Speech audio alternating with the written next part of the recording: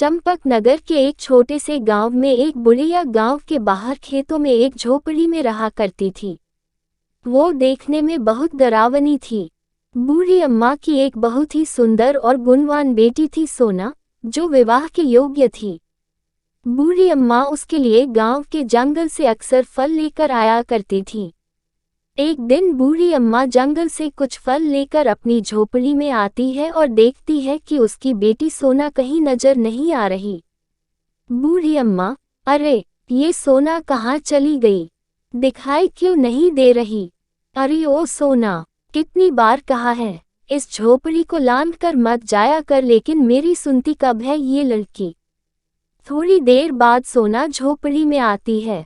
बूढ़ी अम्मा, अरे सोना, आ गई तू, कितनी बार कहा है बाहर मत जाया कर। वो कन्हैया भूत हमारी झोपड़ी के बाहर ही बैठा रहता है। वो आते जाते गांव वालों को परेशान किया करता है और तुझ पर तो वैसे ही उसकी बुरी नजर है, लेकिन तू है कि सुनती ही नहीं।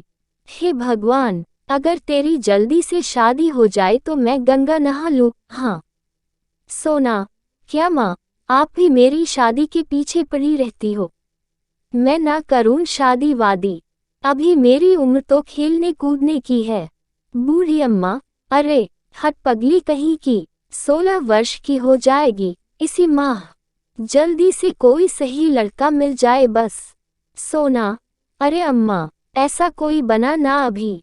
तभी बुढ़िया की ये सब बातें वो कन्हैया भूत कान लगाकर सुन रहा था। कन्हैया भूत, अरे ओ बुढ़िया, अपनी सुंदर बेटी का ब्याह मुझसे ही करवा दे। हाँ, इतना झक्कास तो दिखता हूँ मैं, कोई और है इस गांव में इस कन्हैया भूत से ज्यादा स्मार्ट?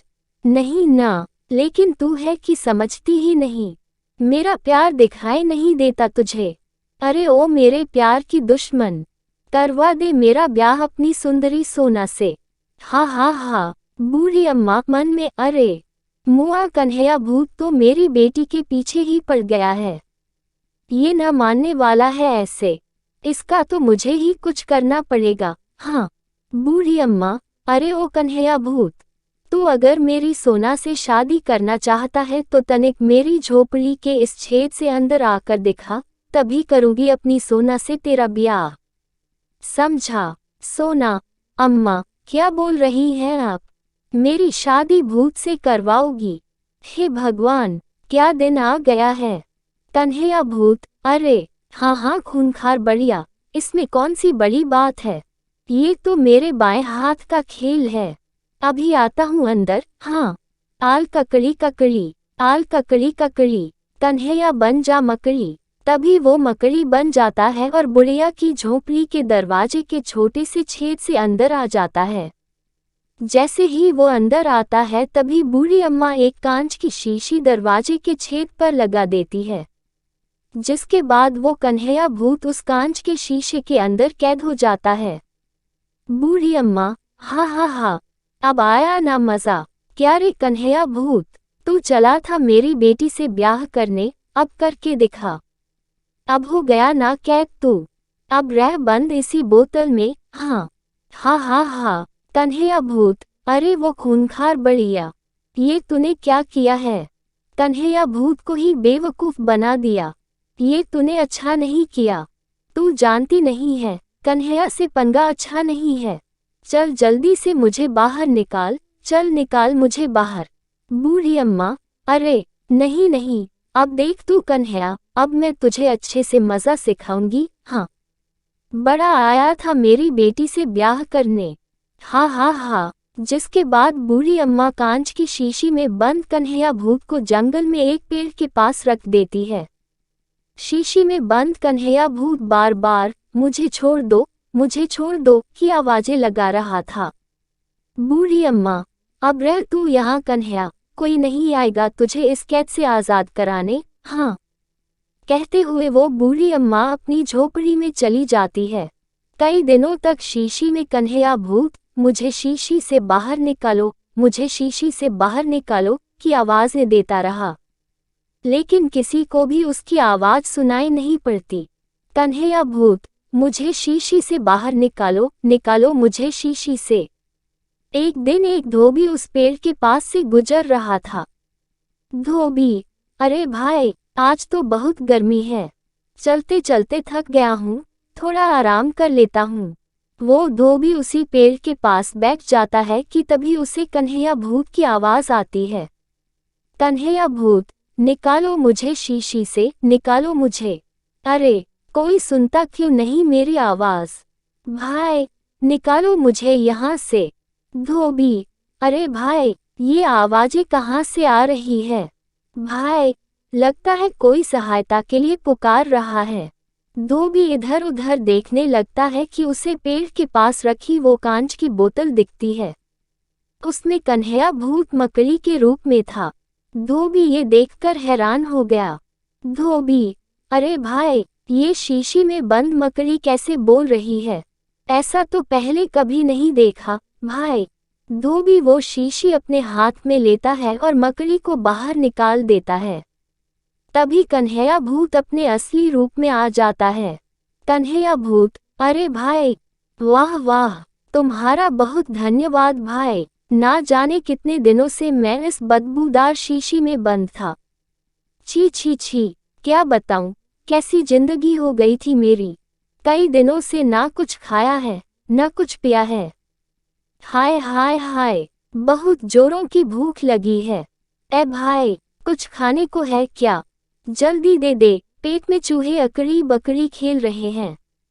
धोबी कन्हैया भूत की ये सारी बातें सुनकर बहुत हैरान हो जाता है।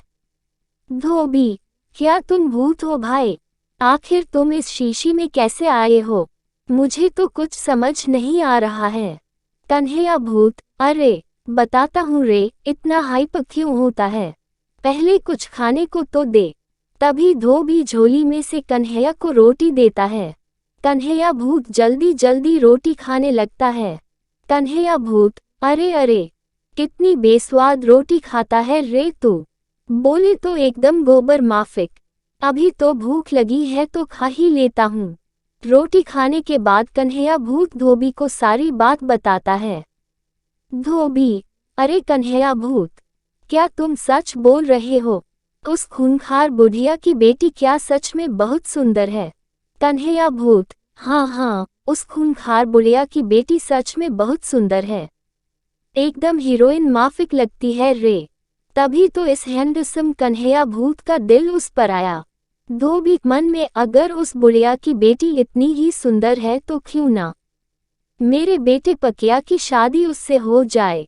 धोबी, अच्छा कन्हैया भूत, उस बुढ़िया का घर कहाँ है? कन्हैया भूत, अरे रे, तू क्यों पूछता है उसका घर? वो बहुत ही खूंखार बुढ़िया है, उससे तो मुझ भूत को भी डर लगता है रे। देखा नहीं, क्या हाल कर दिया उसने मेरा। इस बोतल में रहकर तो कन्हैया का सारा फिगर ही बिगड़ गया रे। वैसे उसका घर गांव के खेत के पीछे वाले जंगल में है। हाँ। धोबी, अच्छा अच्छा ठीक है, अब मैंने तुम्हें इस कैद से रिहा कर दिया है। अब तुम आज़ाद हो, लेकिन अब मुझसे वादा करो कि तुम किसी को भी परेशान नहीं करोगे। कन्हैया भूत, अच्छा अच्छा ठीक है, तूने कन्हैया की मदद की तो इतना तो बनता है। चल मैं वादा करता हूँ, किसी को भी परेशान नहीं करूँगा। हाँ। जिसके बाद धोबी वहाँ से बुढ़िया के घर जाता है। तभी बुढ़िया धोबी को देखती है। बुढ़िया, अरे ओ भाई, कहाँ मुंह उठाकर चले आ रहे हो? कौन हो तुम और यहाँ मेरी झोपड़ी में क्या करने आए हो? पहले उस खूंखार बुढ़िया को देखकर धोबी थोड़ा डर जाता है। धोबी, वो अम्मा, मुझे अपने बेटे के लिए तुम्हारी बेटी सोना पसंद है। अगर तुम्हारी मंजूरी हो तो मैं अपने बेटे पकिया की शादी सोना से कराना चाहता हूँ। धोबी की यह बात सुनकर पहले बुढ़िया थोड़ा सोच में पड़ जाती है। बुढ़िया, क्या कहा तूने? मेरी बेटी सोना की शादी तू अपने बेटे से करना चाहता है? क्या तुझे पता भी है पूरा गांव डरता है मुझसे। अगर मेरी बेटी को तेरे घर में जरा भी तकलीफ हुई तो मैं तेरा क्या हाल करूंगी। हाँ। धोबी, अरे नहीं नहीं अम्मा, मेरा एक ही इकलौता बेटा है जिसके लिए मुझे सुंदर लड़की चाहिए और तुम्हारी बेटी इस गांव में सबसे सुंदर है। बुढ़िया, हाँ हाँ, वो तो है। मेरी बेटी सोना इस गांव में ही नहीं बल्कि आसपास के सभी गांवों में सबसे सुंदर है। चलो ठीक है, मुझे ये रिश्ता मंजूर है। कल ही सोना और तुम्हारे बेटे की शादी कर देते हैं। हाँ, शुभ काम में देरी कैसी। जिसके बाद सोना और धोबी के बेटे पकिया की शादी बड़ी धूमधाम से की जाती है। तभी ये बात कन्हैया भूत को पता चलती है कि उस बुढ़िया की बेटी की शादी धोबी के बेटे से हो गई है।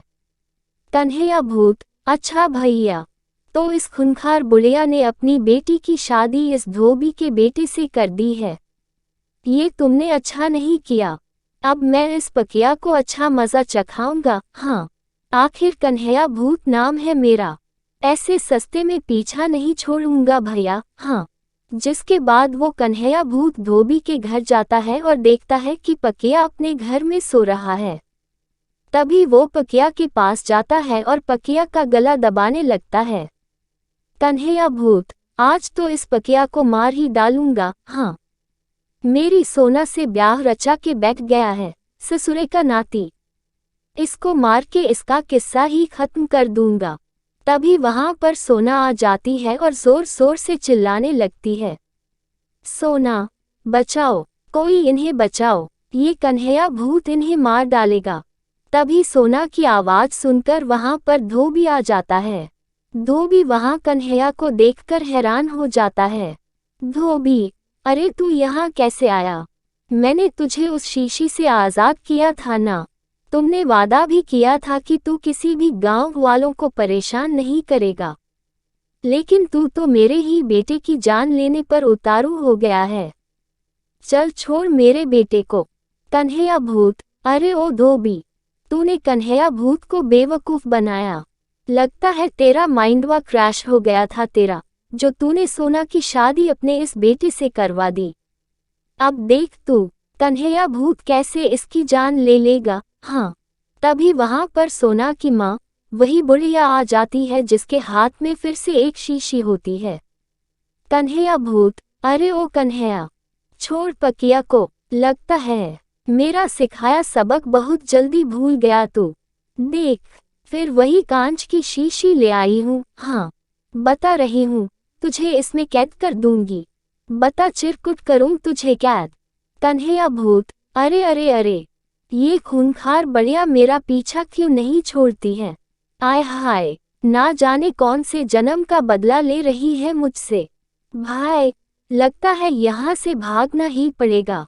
इश्क पिसक चिसक, कन्हैया बेटा, यहाँ से जल्दी खिसक। दोबारा आऊंगा मैं अपनी सोना को लेने। हाँ, बुढ़िया, चल भाग यहाँ से, बड़ा आया मेरी सोना को लेने। पकिया, अच्छा हुआ सासू माँ, जो आप वक्त पर आ गए, नहीं तो ये कन्हैया आज मेरी जान ही निकाल देता। बुढ़िया, हठमूर्ख कहीं का, एक लुच्चे से भूत से मेरी सोना को नहीं बचा पाया, मेरी बेटी को पता नहीं कैसे संभालेगा। खैर, अब तो बुढ़िया भी तेरे साथ, अच्छे से ख्याल रखना। सब लोग जोर से हंसने लगते हैं और सोना और पकिया खुशी खुशी रहने लगते हैं। इस कहानी से आपने क्या सीखा? नीचे कमेंट में हमें ज़रूर बताएं।